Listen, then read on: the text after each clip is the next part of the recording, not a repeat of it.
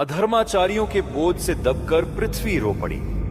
उसने करुणा में ईश्वर की शरण मांगी। हे सृष्टिकर्ता, हे परमेश्वर, यह पीड़ा असहनीय हो चली है। अधर्म का बोझ मेरी धरा को झुका रहा है। कृपा कर मुझे इस कष्ट से मुक्त कीजिए, ताकि मैं पुनः जीवन से भर उठूं। देवलोकों में पहुंचने हेतु पृथ्वी ने अपने पालन पोषण के प्रतीक रूप एक कोमल गौ स्वरूप को धारण किया। वह लोकों से ऊपर उठी, स्वयंभू ब्रह्मा के दिव्य कमल लोक की ओर अश्रुओं से भरी आंखों के साथ वह सृष्टिकर्ता के सम्मुख पहुंची। हे ब्रह्मा, अधर्मियों के शासन से मैं करा रही हूं। मेरे वनों का मौन पुकार बन गया है। धर्म के लुप्त होने से पहले अपनी सृष्टि की रक्षा कीजिए। उसके दुख से द्रवित होकर ब्रह्मा का हृदय परमेश्वर की ओर झुक गया, जो सभी लोगों का आश्रय है। हे भूदेवी, तुम्हारा विलाप व्यर्थ नहीं जाएगा। आओ उस परम प्रभु की शरण लें, जो सृष्टि से भी परे है। वही तुम्हारे घावों को भर सकेगा। ब्रह्मा गहन ध्यान में लीन हुए। उन्होंने समस्त ब्रह्मांडों के रक्षक भगवान विष्णु का आवाहन किया। अतीन्द्रिय लोकों की गहराइयों में, काल और देश से परे, पालनकर्ता प्रभु अपने शेष शैया पर विराजमान थे। हे परमेश्वर, हे जगत पालक, आपकी भक्त पृथ्वी अधर्म के भार से कराह रही है।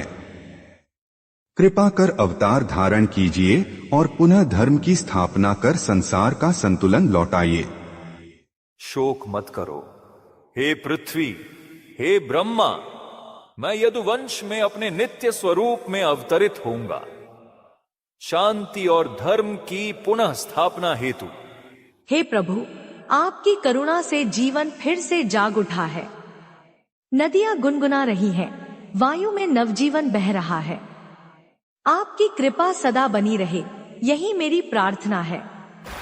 इस प्रकार परमेश्वर के वचन से आश्वस्त होकर ब्रह्मा और भूदेवी लौटी। उनके हृदयों में शांति थी और प्रभु के दिव्य अवतरण की प्रतीक्षा।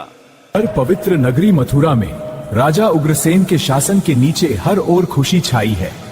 आज यदुवंश के राजकुमार वसुदेव सुरसेन वंश की रत्ना राजकुमारी देवकी से विवाह कर रहे हैं।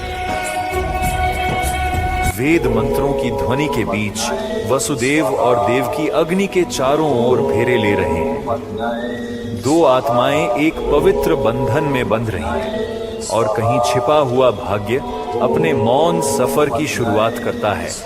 मेरी प्यारी बहन, आज तुम्हारी खुशी मेरी खुशी है। तुम्हारा जीवन वसुदेव के साथ इन महलों की भांति उज्ज्वल रहे। राजा देवक अपनी बेटी के लिए प्यार और गौरव के साथ दुर्लभ उपहार देते हैं। हाथी, घोड़े और सुंदर कन्याएं जो तारों सी चमक रही हैं। आशीर्वादों और उत्सव के बीच दूल्हा दुल्हन की विदाई होती है। उन्हें नहीं पता कि भाग्य भी उनके साथ चल पड़ा है। वसुदेव भाई, अपनी बहन को स्वयं ले जाने का सुख हर भाई को नहीं मिलता। आज तो देवता भी हम पर मुस्कुरा रहे हैं। पर भाग्य ने कुछ और ही सोचा था। आकाश गरजने लगा, जैसे प्रकृति स्वयं भाग्य का संदेश सुना रही हो। कंस, मूर्ख राजा, जो स्त्री तुम्हारे रथ में बैठी है, उसका 8वां संतान तुम्हारी मृत्यु का कारण बनेगा। तो मैं उसे अभी मार दूंगा और भाग्य को ही धोखा दे दूंगा। हे पराक्रमी कंस, वह तुम्हारी ही बहन है। उसकी जीवन रक्षा करो, मैं तुम्हें उसके प्रत्येक संतान सौंप दूंगा। इस प्रकार बुद्धिमान और धैर्यवान वसुदेव ने अपनी पत्नी का जीवन बचाने हेतु विवेकपूर्ण वचनों से कंस को समझाने का प्रयास किया। मैं तुम्हें अभी नहीं मारूंगा देवकी। तुम्हारा भाग्य तुम्हारे बच्चों के साथ जुड़ा है। जब वह 8वां जन्म लेगा, तब मैं स्वयं उसका अंत करूंगा। हे नाथ, उस दिन तुम्हारे हृदय में सत्य का प्रकाश अवश्य होगा। हे प्रभु, क्या मेरे गर्भ में जन्म लेना ही मेरे पुत्रों का अपराध है? धैर्य रखो देवकी। यह पीड़ा व्यर्थ नहीं जाएगी। हर बलिदान एक दिव्य उद्देश्य का भाग है। वर्ष बीतते गए, देवकी के 6 पुत्र हुए, पर हर जन्म मातृत्व की गोद में आने से पहले ही छिन गया। कंस भय से अंधा होकर भविष्यवाणी को मिटाने का व्यर्थ प्रयास करता रहा। निर्धारित क्षण आया। अर्धरात्रि में जब जगत निद्रा में था, कारागार प्रभा से भर उठा। वहां प्रकट हुए स्वयं भगवान, श्याम वर्ण, मुकुटमणि से विभूषित, 4 भुजाओं वाले, मुस्कुराते हुए अपने भक्तों को निहारते। हे प्रभु, आप स्वयं अवतरित हुए हैं। हमारे नेत्रों का यह सौभाग्य अनंत है।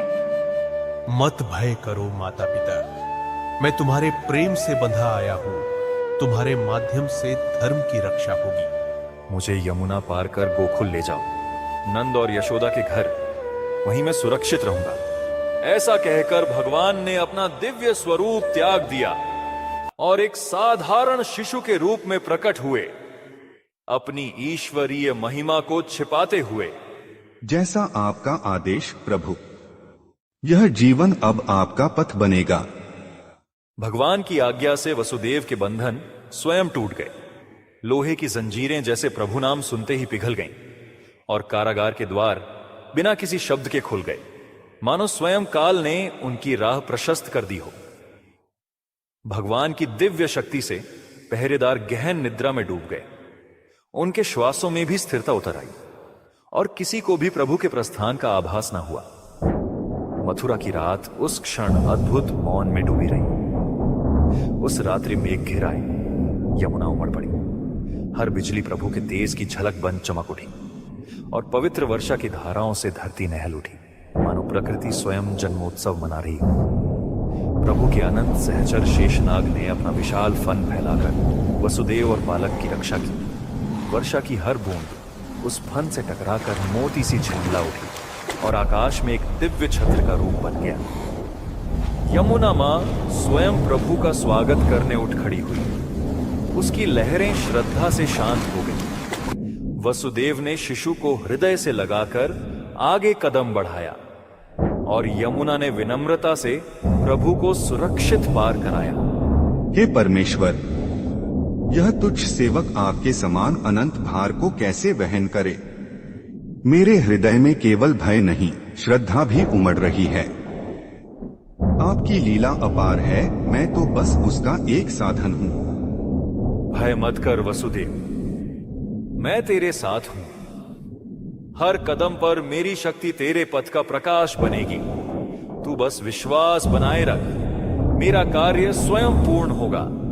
हे पवित्र यमुना, तुम्हारी पावन लहरों पर अपने चरण रखने के लिए मुझे क्षमा करो। धन्य है तुम्हारे चरण, हे अनंत के जनक। आज मैं अपने स्वामी को अपनी गोद में धारण कर रही हूं। मेरे जल अब तुम्हारे पथ को आलोकित करेंगे। जाओ, तुम्हारा मार्ग सुरक्षित है। कृष्णा कृष्णा छोटा दिव्य कृष्णा, भविष्य का रक्षक सबका प्यारा।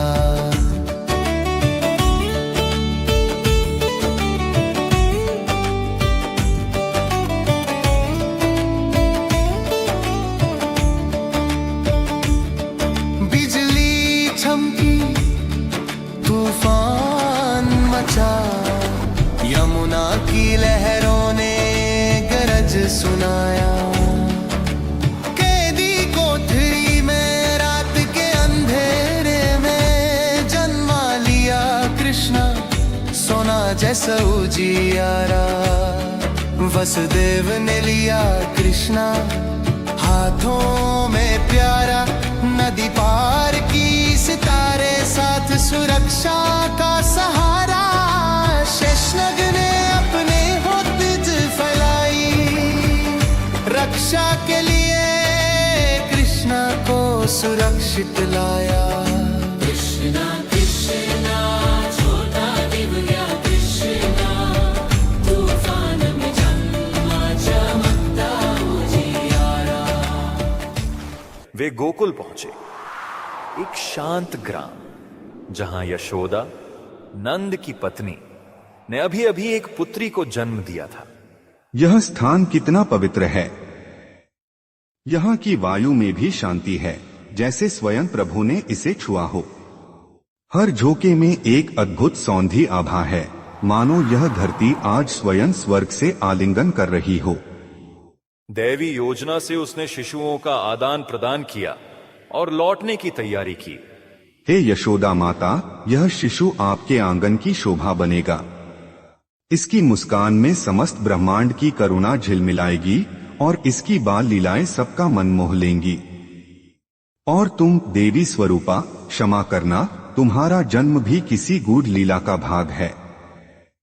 तुम्हारे आगमन से ही इस रहस्य का पट खुला है और प्रभु की योजना साकार हो रही है। दैवी शक्ति से सुरक्षित वह पुनः मथुरा लौट चला। हे यमुना माता, पुनः आशीष दो, प्रभु की लीला पूर्ण हो रही है। तुम्हारे प्रवाह ने आज स्वयं दिव्यता को पार कराया है। यह कृपा युगों तक गाई जाएगी। वसुदेव, तेरा कर्म सिद्ध हुआ। प्रभु अब गोकुल में है, चिंता मत कर। प्रभु की माया से सब कुछ पहले जैसा हो गया। प्रहरी ऐसे जगह मानो कुछ हुआ ही ना हो। स्वामी, क्या यह सत्य है? क्या बालक सुरक्षित है? हां देवकी, प्रभु ने सब संवार दिया है। विश्वास रखो, उनकी लीला आरंभ हो चुकी है। रोदन की ध्वनि सुनकर अत्याचारी क्रोध में भरा उठ बैठा। वही शिशु जो उसके अंत का कारण कहा गया था। यह जन्म मेरे अंत की घोषणा है। आज मैं खुद भविष्यवाणी को चुनौती दूंगा, चाहे वह बच्चे का रूप लिए हो या किसी देवी की छाया, उसे मिटाकर रहूंगा। सहोभागी कौन बनेगा देख लूंगा।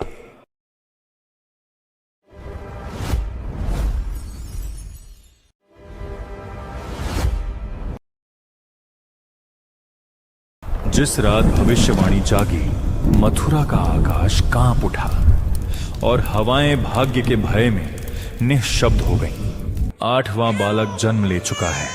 वह रोदन इतना मंद था कि मनुष्य शायद न सुन पाते, परंतु वह नियति को जगा देने के लिए पर्याप्त था। क्या तुमने सुना? वह आवाज रानी के कक्ष से आई है। पहरेदारों को जगा दो, आज रात ऐसी आवाज गूंजनी नहीं चाहिए। हर अत्याचारी के जीवन में एक ऐसी रात आती है जब नींद ही उसके विरुद्ध हो जाती है। वह जन्म ले चुका है, मेरे विनाश का बालक। भय और क्रोध के ज्वार में डूबा कंस भारी कदमों से गलियारों में चल पड़ा। उसकी कवच की झंकार और तूफानी हवा के झोंके मिलकर एक भयावह संगीत बना रहे थे। मुझे तुरंत उसके पास ले चलो, मैं स्वयं देखूंगा उस शिशु को। जब वह अपनी बहन के कक्ष में पहुंचा, वहां देवकी अपनी नवजात कन्या को गोद में थामे बैठी थी।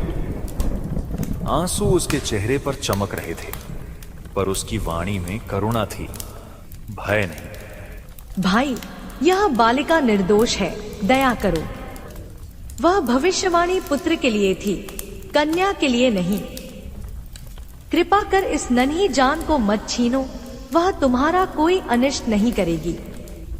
उस क्षण कंस का हृदय पत्थर बन गया। करुणा की हर किरण उसके भीतर से विलुप्त हो गई। वह क्रोध से कांप उठा और बालिका को झपटकर ऊंचा उठा लिया। बहुत हो गया तुम्हारा रोना धोना बहन, अब ये सब व्यर्थ है। कंस, दया करो, वह निर्दोष है, उसे मत मारो। जैसे ही कंस ने बालिका को पत्थर पर पटकने के लिए उठाया, अचानक तेज प्रकाश का विस्फोट हुआ। शिशु उसके हाथों से फिसल गई और हवा में उठने लगी। तूफान का एक चक्रवात कमरे में घूम गया। हे प्रभु, यह कैसी अद्भुत लीला है। यह कौन सी शक्ति प्रकट हो रही है? क्षण भर में वह बालिका अदृश्य होकर देवी दुर्गा के रूप में प्रकट हुई। 8 भुजाएं, प्रत्येक में दिव्य अस्त्र और उसके चारों ओर बिजली और वायु का घोर नृत्य। मूर्ख कंस, तू मुझे कैसे मार सकेगा?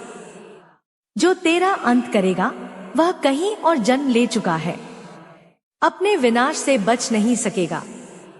देवी के प्रकट होते ही स्वर्ग के द्वार जैसे खुल गए। बादलों के बीच देवताओं ने पुष्प वृष्टि आरंभ की और आकाश जय माता दुर्गा के नाद से गूंज उठा। जय हो विश्व माता की, जय हो आदि शक्ति दुर्गा की, जगत तुम्हारी स्तुति करता है। देवी के विलुप्त होते ही कक्ष में केवल तूफान की गर्जना रह गई।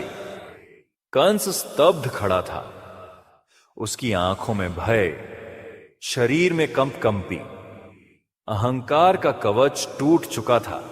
वह चली गई, पर उसके शब्द मेरे भीतर जैसे ज्वाला बनकर जल रहे हैं। भय ने कंस के भीतर पश्चाताप जगा दिया। कांपते हाथों से वह काल कोठरी पहुंचा और वसुदेव देवकी की बेड़ियां खोलने लगा। मुझे क्षमा करो बहन, जीजा जी, मैं अंधकार में डूबा हुआ था। भय ने मुझे पागल बना दिया। जो मनुष्य मोह में फंस जाता है वह भूल करता है, परंतु ज्ञान का प्रकाश सब अंधकार मिटा देता है। भोर की पहली किरण जैसे क्षमा का संदेश लेकर आई। देवकी ने अपने भाई के पांव छुए और उसे स्नेह से निहारा। भाई, अतीत के अंधकार को पीछे छोड़ दो, अब केवल प्रकाश की ओर देखो।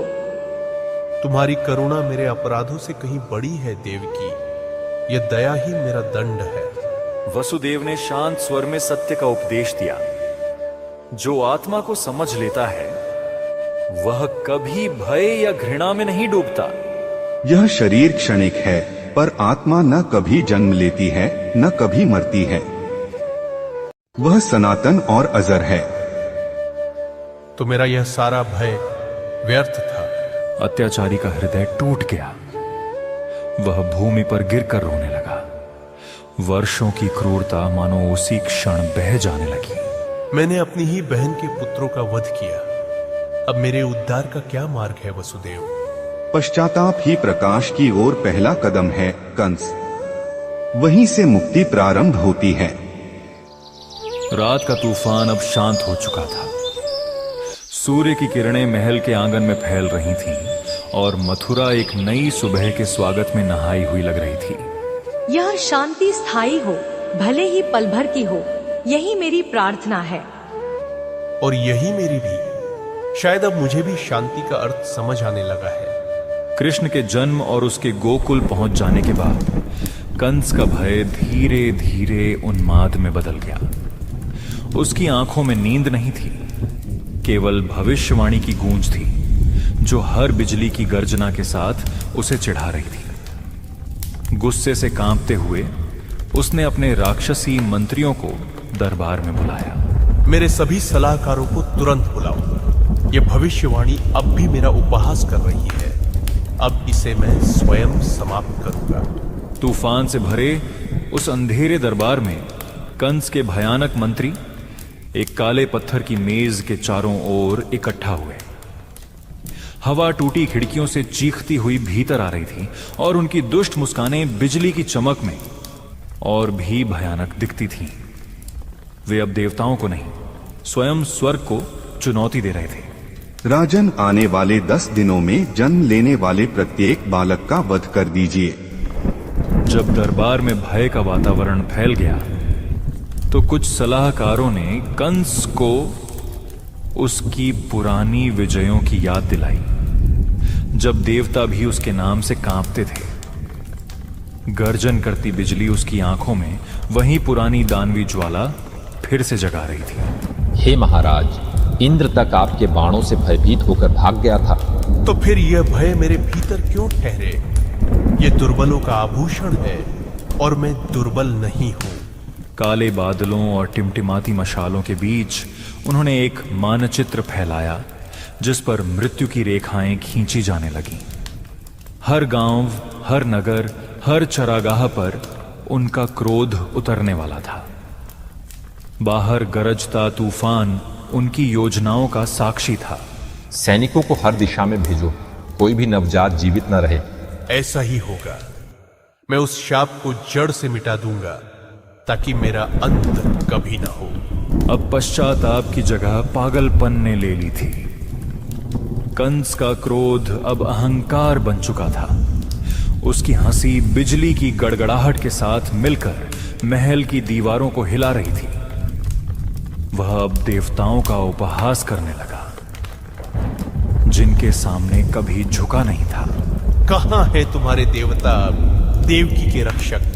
आओ देखो, उनका संहारक स्वयं उनके सिंहासन पर बैठा है। महल के द्वार खुले और राक्षसी सेनापति तूफान की गर्जना के बीच नतमस्तक हुए। उनके कवच बिजली की चमक में चमक रहे थे। वे जानते थे कि कंस के आदेश से विमुख होना मृत्यु को आमंत्रण देना है। फिर भी उन्होंने सिर झुकाया और संहार की शपथ ली। आदेश दीजिए स्वामी, हम भूमि को शिशुओं से रिक्त कर देंगे। विफल मत होना, वरना उनका ही भाग्य तुम्हारा भी होगा। मेज पर फैले नक्शे पर कंस का हाथ जोर से पड़ा। उसकी उंगलियां उन स्थानों को चिह्नित कर रही थीं जहां विनाश भेजा जाना था। प्रत्येक रेखा मानो किसी मासूम की सांस पर खींची जा रही थी। बाहर गरजते बादल उसकी दानवी दृढ़ता का घोष कर रहे थे। सबसे पहले गोकुल और उसके चारों ओर के चरागाहों से शुरू करो। कोई बालक वहां जीवित न रहे। राक्षसों ने अपने राजा के आदेश पर पवित्र आश्रमों और गौशालाओं पर हमला किया। आकाश से बरसती वर्षा भी उनकी क्रूरता को नहीं बुझा सकी। वेदों की ध्वनि और प्रार्थनाएं धुएं में घुटने लगी। धरती कांप उठी, मानो स्वयं धर्म पीड़ा से कराह उठा हो। उनके वेदियों को जला दो, उनकी प्रार्थनाओं को हमेशा के लिए मौन कर दो। कंस अपनी बालकनी से नीचे देख रहा था, जहां मथुरा की गलियां से धुएं और आग से ढकी थीं। तूफान उसकी केप को फड़फड़ा रहा था और बिजली उसकी आकृति को देवताओं की तरह प्रकाशित कर रही थी। उसे लगा, यह भय ही उसकी शक्ति है और यह विनाश उसकी महिमा।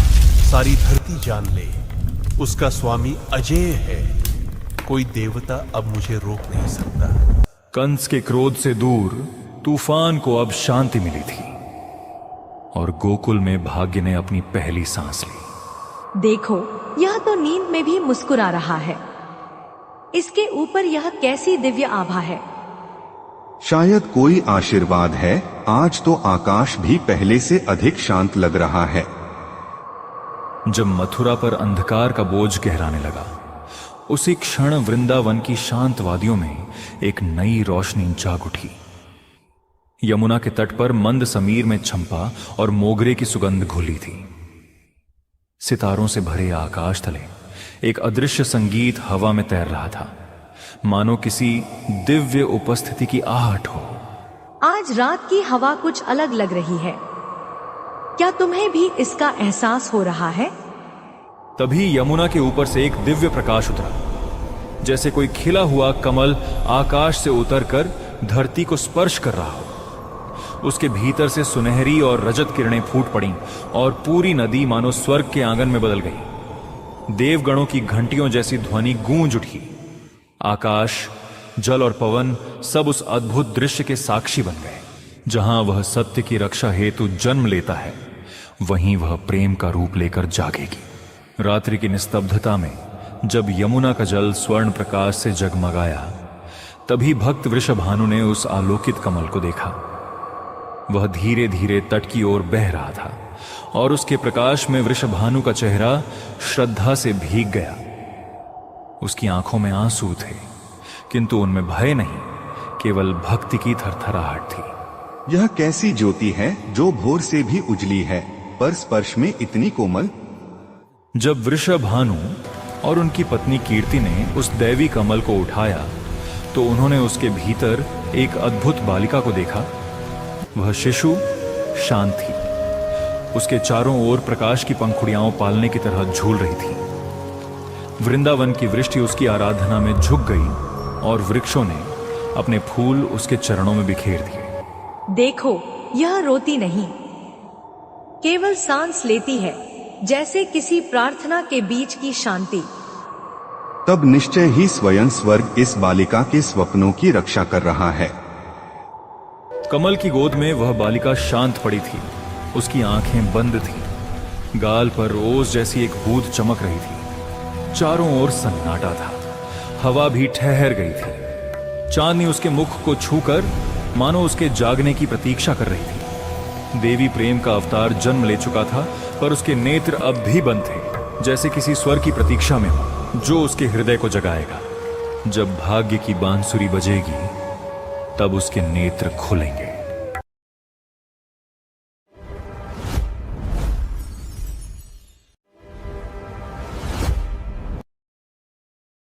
एक दिव्य आत्मा अक्सर दुनिया के लिए नहीं, बल्कि सही समय और सही उपस्थिति के लिए प्रतीक्षा करती है। और यह पल उसी प्रतीक्षा की सांसों से बना है। कमरा शांत है और वह नन्ही पलकें अब भी नहीं खुली, मानो किसी गहरे रहस्य का द्वार बंद पड़ा हो। कुछ कदम केवल चलाए नहीं जाते, वे स्वयं भाग्य द्वारा प्रतीक्षित होते हैं, जैसे प्रकृति भी उनके अर्थ को पहचानती हो। उसका समय निकट है। जिसे वह प्रतीक्षा कर रही है, वह आ रहा है। सूरज के साथ वृंदावन दिन की पहली शांत सांस लेता है। एक ऐसी सुबह जो उम्मीद को फिर से जन्म देती है। हर माला एक प्रार्थना है, हर फूल आशीर्वाद की कामना। जैसे उत्सव अपने आप खिल उठ रहा हो और हर हाथ उम्मीद की एक नई खुशबू बुन रहा हो। सैलाब में भी पिता का हृदय शंका की छाया से दूर नहीं रह सकता। खुशी के बीच भी एक अधूरी बेचैनी चलती रहती है, मानो हर सजावट के पीछे उसका डर और गहरा हो रहा हो। वह हमें क्यों नहीं देखती? वह दुनिया को क्यों नहीं देखती?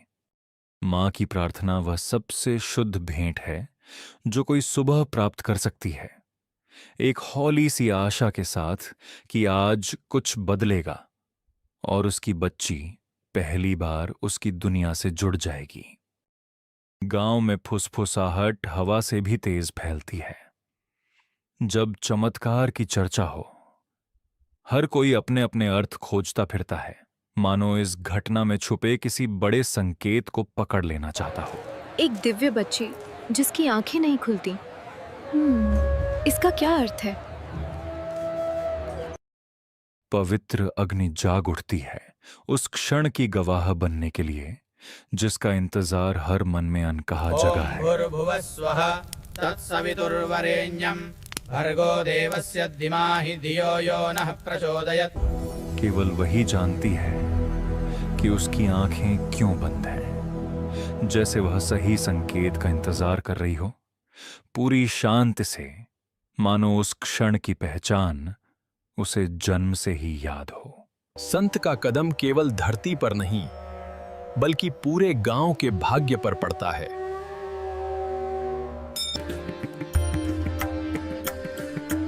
ये सच में एक आशीष भरा दिन है। कुछ बच्चों में ब्रह्मांड समाया होता है और राधा उनमें से एक है। यह सत्य संत की आंखों में तत्काल उजागर हो जाता है। मेरी बच्ची, बस एक बार मेरी तरफ देखो। मंगल गीत गाओ रे, शुभ दिन आयो। आवाजें उठती हैं जैसे प्रार्थनाएं। सभी नजरें उस एक पल पर टिकी हैं।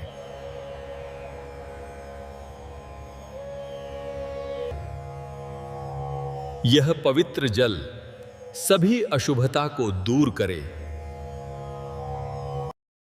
वह जानता है कुछ महान आने वाला है, एक ऐसा स्पर्श जो नियति की ओर से भेजा गया संकेत प्रतीत होता है। आज वृंदावन की हवा कुछ अलग थी। हर झोंका जैसे कह रहा हो, कोई दिव्य आ रहा है। मंदिर की घंटियां बिना छुए बज उठी, मानो समय स्वयं स्वागत में झुक गया हो। ताल में एक कमल अचानक खिल उठा। प्रकृति ने भी जैसे प्रणाम कर दिया। फूलों की मालाएं हल्के हल्के थिरकी, हर पंखुड़ी फुसफुसाती। आज प्रेम का जन्म होने वाला है। गोकुल से आ रहा है। और साथ लाया है प्रकाश। गोकुल से आया बच्चा और उसके साथ लेकर आया अनंत प्रेम।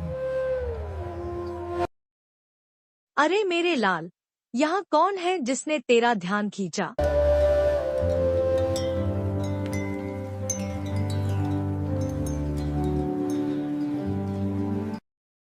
उनके बीच का आकर्षण इतना स्वाभाविक था, जैसे धरा और आकाश मिल रहे हों। दो निष्कलंक आत्माएं एक दूसरे को पहचानती हुईं।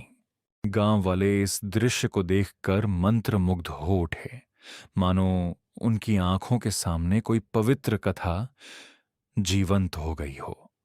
दोनों बच्चों के बीच ये अनोखी लहर कैसी है?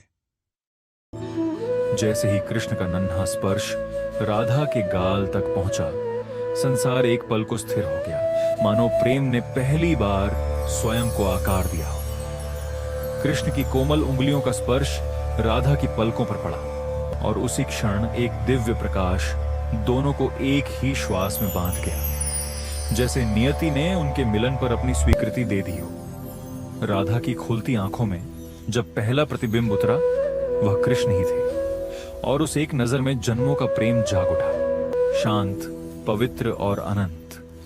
जब दोनों की नजरें मिली, समय ने मानो प्रणाम किया। दो नन्ही आंखों में ऐसा प्रेम झिलमिला उठा जिसने युगों को स्वर्णिम बना देना था। आकाश धीरे धीरे खुला, मानो स्वयं स्वर्ग ने इस पवित्र मिलन पर अपनी स्वर्णिम सहमति उकेर दी हो। आकाश, यह तो पहले कभी नहीं खुला इतने सौम्य रूप से। जब पुष्प आकाश से झरने लगे तो मानो वातावरण किसी अदृश्य संगीत की ताल पर थिरक उठा। हर पंखुड़ी उस क्षण की पवित्रता को स्पर्श करते हुए धरती पर उतरती, जैसे स्वर्ग अपने प्रेम का संदेश भेज रहा हो। ये पत्तियां कोई देव शक्ति ही बरसा रही है। महर्षियों ने सिर झुकाए, हृदय की गहराइयों से उस दिव्य शिशु मिलन को प्रणाम किया, क्योंकि ऐसे क्षण युगों में केवल एक बार घटित होते हैं, जब ब्रह्मांड का शांत तेज धरती पर उतर आता है। प्रणाम। यह तो अविनाशी प्रेम का आरंभ है। स्वर्गीय देवगण धुंध से उभरते प्रकाश की आकृतियों की भांति नीचे उतरे, मानो वे भी इस पवित्र दृश्य के साक्षी बनने को आतुर हों। उनकी उपस्थिति ने हवा तक को दिव्यता से भर दिया। देवगण, आज वृंदावन सच में पवित्र हुआ। एक कोमल दिव्य समीर चारों ओर बह उठा, न बहुत तेज न बहुत धीमा, बस इतना कि दोनों शिशुओं के स्पर्श को और मधुर बना दे। प्रत्येक लहर जैसे आशीर्वाद लेकर उनके चारों ओर घूम रही थी। राधा की पहली मुस्कान इतनी निर्मल थी कि मानो उसके होठों पर खिलता एक छोटा सा प्रभात समूचे वातावरण में उजाला फैला गया। कृष्ण की खिलखिलाहट गूंजी तो लगा जैसे हवा में घंटियों की मीठी झंकार भर गई। उसका आनंद इतना स्वाभाविक और निर्मल था कि हर चेहरा अनायास ही मुस्कुराने लगा। अरे, मेरी बिटिया मुस्कुरा दी। मेरे लाल की हंसी तो जैसे घुंघरू बजा रही है।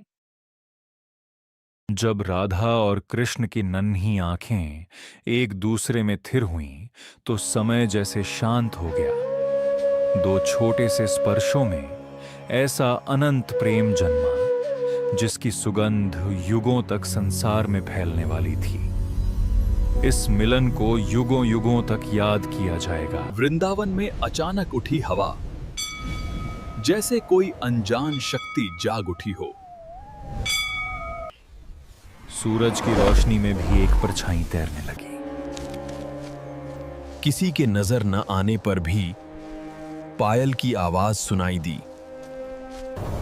कृष्ण के गालों को छूती वह ठंडी लहर किसी साधारण हवा जैसी नहीं थी।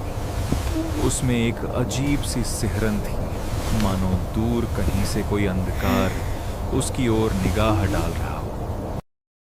आकाश की ऊंचाइयों से तैरता हुआ वह काला पंख जैसे अपने साथ किसी अशुभ यात्रा की कहानी लेकर आया था। धीरे धीरे गिरता हुआ। अरे लला, ठंडी हवा लगी क्या?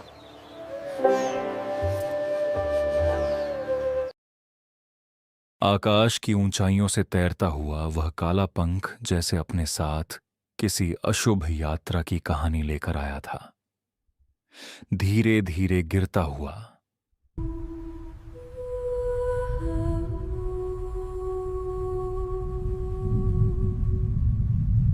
कुछ पल को बादल किसी स्त्री की आंखों से चमके, फिर गायब हो गए।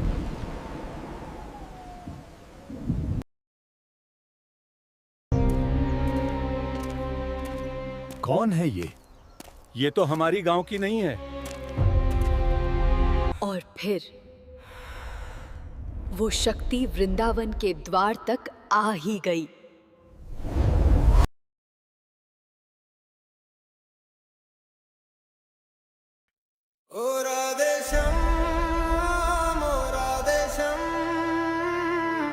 तेरे प्यार में सब रंग है, सब नाम है। मुरली की धूम, राधा की मुस्कान, दुनिया भूल जाए बस ये प्यार का जहां। वृंदावन की गलियां खुशबू से भरी, हर नैन में तेरा रंग, दिल में प्यार का दड़ी। शम की मुरली, राधा के नैन, हर पल का सफर बस प्यार का चैन। गोपियों के संग लीला के रंग, होली की मस्ती, प्रीत का भंग।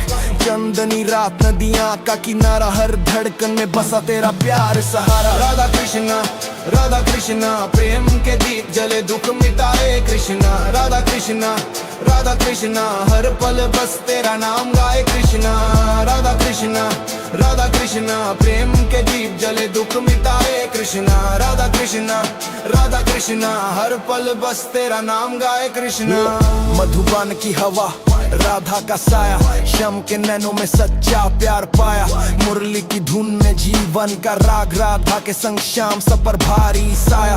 गोपियों का संग, प्रेम की शक्ति, हर दिल में तू, हर पल की भक्ति। रास लीला की मस्ती, नदियां के किनारे, प्रेम का रंग सब पे छा जाए ये सारे। ओ राधा के नैन, शम के हाथ, पल तेरा साथ बनाए जीवन रात। मुरली की धुन तन मन में गए, हर दुख हर गम राधा शम से जाए। शम के साथ राधा दुनिया से अलग, प्रेम का सगर बिना शब्द के समझ।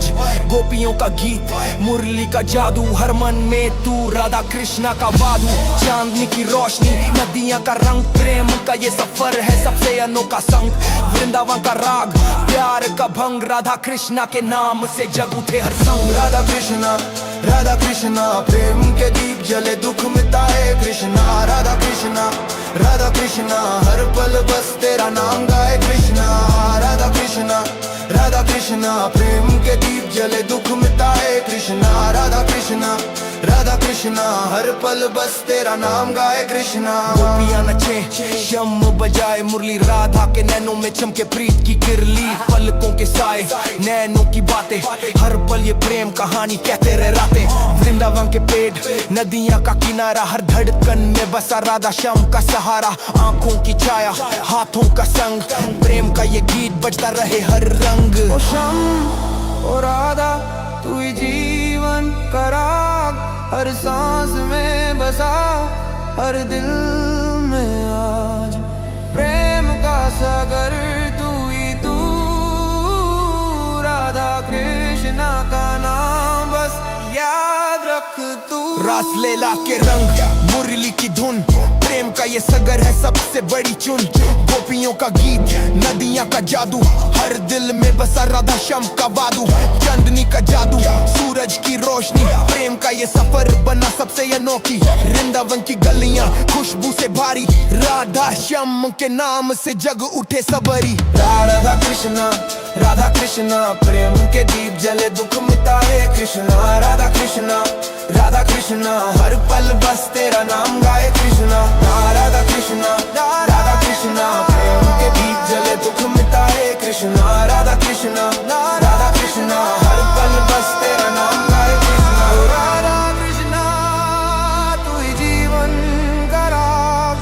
सांस में बसा हर दिल मेरा